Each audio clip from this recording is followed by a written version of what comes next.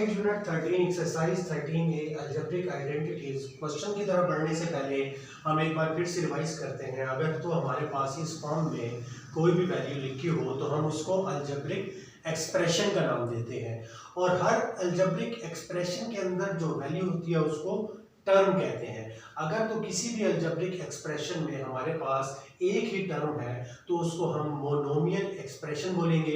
अगर दो टर्म्स हैं तो बाइनोमियल एक्सप्रेशन, और अगर ये तीन टर्म्स हैं तो ट्राइनोमियल एक्सप्रेशन हम कहेंगे। अगर तो कोई डिजिट हमें दिखाई दे रहा है तो उसको हम कांस्टेंट बोलेंगे। अब बात की जाए अगर टर्म की, तो टर्म में जो चीज़ें डिफाइन होती हैं वो जो डिजिट है टर्म में वो कहलाएगा कोफिशिएंट, और उसके साथ आपको कोई भी variable A B C X Y Z को कोई भी अल्फाबेट नजर आ रहा है उसको हम वेरिएबल कहेंगे। उसके ऊपर जो पावर होगी उसको एक्सपोनेंट कहेंगे। चूंकि हमारा जो टॉपिक है वो अलजेब्रिक आइडेंटिटीज के बारे में है, तो ये तमाम आइडेंटिटीज मैंने यहाँ पे लिख दी हैं, जिसको हम फार्मूला भी कहते हैं। एक फार्मूला मैं आपको पढ़ के बताता हूँ, a + b whole square is equal to a square plus b square plus 2ab। तो ये तमाम आइडेंटिटीज लिखी हुई हैं, इनके अकॉर्डिंगली इस क्वेश्चन में जो भी होगा हम उसको हल करेंगे। क्वेश्चन नंबर 3 की तरफ बढ़ते हैं जी। क्वेश्चन नंबर 3 में हमें जो दिया गया है वो ये बताया गया है कि if x plus is equal to 8, अगर x प्लस वाई की वैल्यू हो 8 तो what is the value of, आपने फाइंड करना है x cube plus Y cube plus 24xy। अब हम इसको हल करने से पहले जी कंपैरिजन क्या करते हैं, हम देखते हैं कि इसको हम ये जो x plus Y is equal to 8 है, इस वैल्यू को ये जो वैल्यू हमसे फाइंड करवा रहा है इस तक हम कैसे पहुंच सकते हैं। तो हमारे पास एक ऑप्शन बचती है, क्योंकि इसके अंदर क्यूब्स है, तो हम क्या करते हैं कि x plus Y is equal to 8 का क्यूब ले लेते हैं बोथ दी साइड। तो जब हम इसका क्यूब लेंगे तो हमारे पास x plus Y whole cube is equal to 8 cube आ जाएगा।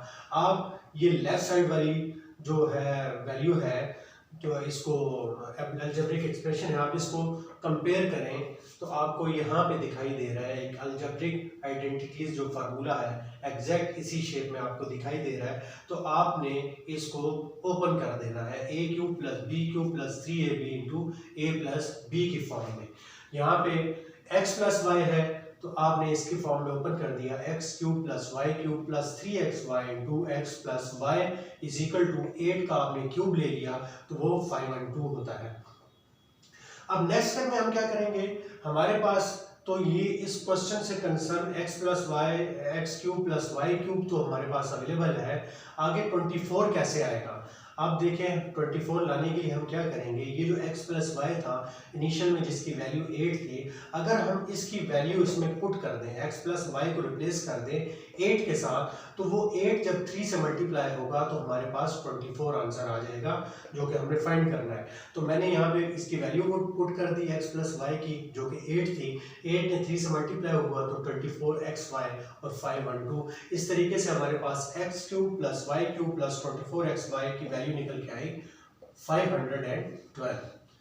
क्वेश्चन नंबर 4 में find the value of m cube plus n cube minus 9mn if m plus n plus 3 is equal to 0।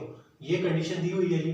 सबसे पहले हम क्या करेंगे, हम हमारे पास जो m plus n plus 3 is equal to 0 है, इसमें हम इस 3 को शिफ्ट कर देंगे इज इक्वल टू के दूसरी जानिब। जब दूसरी जानिब शिफ्ट करेंगे तो आपको पता होना चाहिए कि उस वैल्यू के साथ जो भी साइन होगा वो इज इक्वल टू के राइट या लेफ्ट जाने से उसका साइन चेंज हो जाता है। यहाँ पे +3 था तो उस तरफ जाके ये -3 हो जाएगा।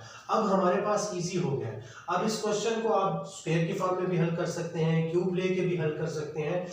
अब चूंकि हमने निकालना था m cube plus n cube, तो इसको सामने रखते हुए यहाँ पे जो फार्मूला होगा वो एप्लीकेबल होगा a plus B whole cube वाला। तो हमने क्यूब ले लिया जी दोनों तरफ। क्यूब जब ओपन होगा तो हमारे पास m cube plus n cube plus 3mn into m plus n is equal to -3 को ओपन करेंगे क्यूब की फॉर्म में तो -27 आ जाएगा।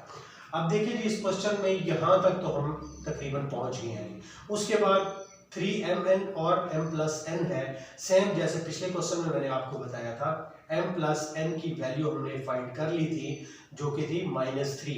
तो मैं जस्ट m प्लस n की जगह उसकी वैल्यू पुट करूंगा जो कि मैंने पुट कर दी है -3, और ये -3 बाहर वाले +3 से मल्टीप्लाई होगा तो 9 आंसर आता है, लेकिन इसके साथ साइन माइनस का है तो माइनस प्लस माइनस, इसको आपने ज़रूर मद्देनजर रखना है। आप डिजिट मल्टीप्लाई कर देंगे लेकिन साइन का एक्शन भूल जाएंगे, तो ये आपने याद रखना है माइनस प्लस माइनस होता है, 3 3 9 होता है, और mn इज इक्वल टू -27।